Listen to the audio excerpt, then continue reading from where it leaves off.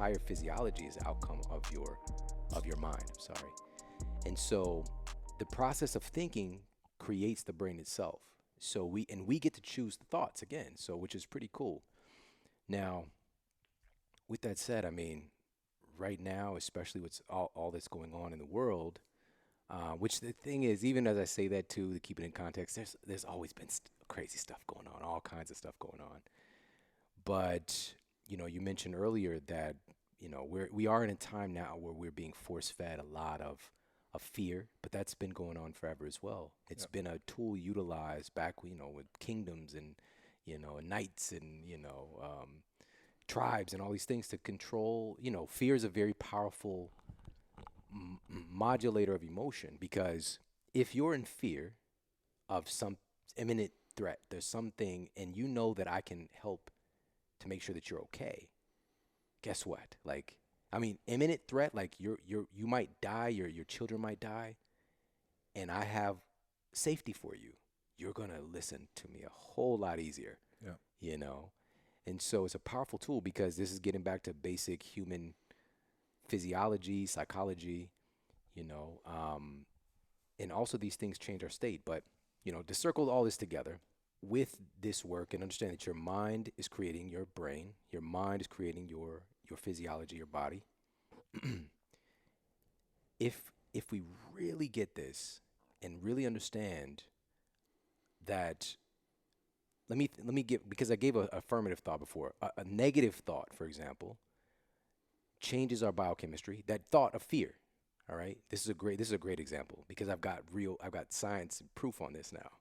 When all of this change happened in the world and things begin to get shut down, I brought up a very rational concern, which is, hey, listen, we've got this entire field of psychoneuroimmunology, psychoneuroendocrinology.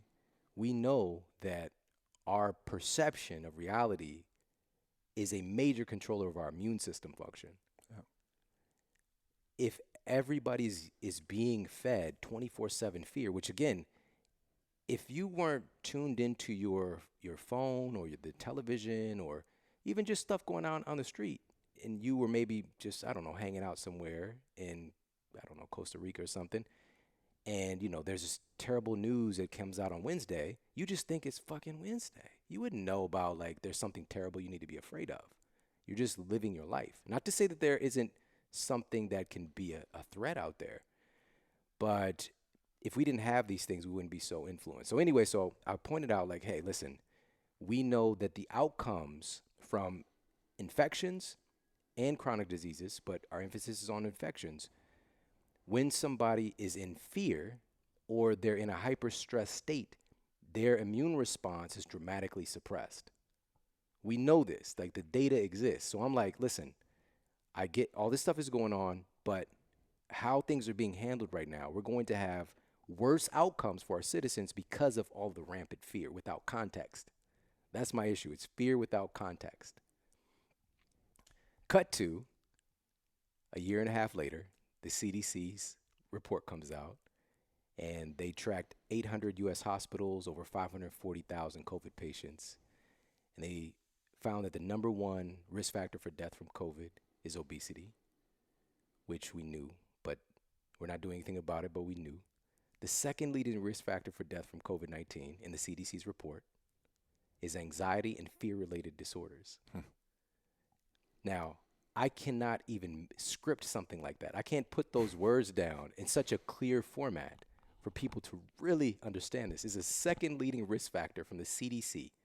The second leading risk factor for death is anxiety and fear related disorders. And chances are, unless you know me, you haven't heard a thing about this, you know? And these things should be utterly shocking because then you start to piece this together like, okay, we know that said news organization has literally been caught purposefully using fear and putting a death toll ticker up on the screen purposefully to instill fear. They got caught. The technical director was caught on camera saying that, he would feel like when the number wasn't going up high enough, he was like, we need to get the number up. Like, it's not scary enough. And then he caught himself. He said it on camera. That's not right. Like, I know that that's messed up that I feel like that, but, you know, and then the person asked, like, and this is an idea I put out into the world. All right. I'm sharing this with you. I don't really usually talk about this, but when I first saw it, because I went to my neighbor's house, because I don't have that shit on my TV. And I went to the neighbor's house and I see it, and I'm like, my first glance was like, I thought it was like a stock ticker. And then like my attention focused in on, I'm like, they're tallying up deaths. Like, it's just a number ticking on the screen. Like, that's not okay. Yeah. If they really care about humans, those are human lives. And then almost in that same moment, I was like, this is fear without context. If they're going to do that, why not have a recovery ticker as well, a recovery number, so that you can see the 100-time or 1,000, 10,000 time magnitude of people being okay, to give some context. Like, and this brings into the conversation, what can we actually do? How are so many people okay? Then we get into that conversation. Yeah. You know, or 90. There's people throw these numbers around. I'm just using this for simplicity's sake, but 99% of folks, how are they okay? What happened? How are they able to survive this thing? You know, like, what happened with their biology that enabled them? Let's talk more about that. But we're so focused on the problem because the problem keeps people in fear, to the degree that once they contract, even if they don't contract said thing, but that fear can make your body respond. I just had was talking about some of this data that your body, just being in stress, you can manufacture a fever.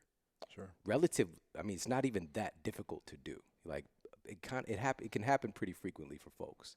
And we can manufacture the symptoms of sickness. And your body's doing that because it thinks there's a threat. There's a pathogen, there's something that's trying to attack you, right? And so, yeah, man, I mean, I just want to make that point.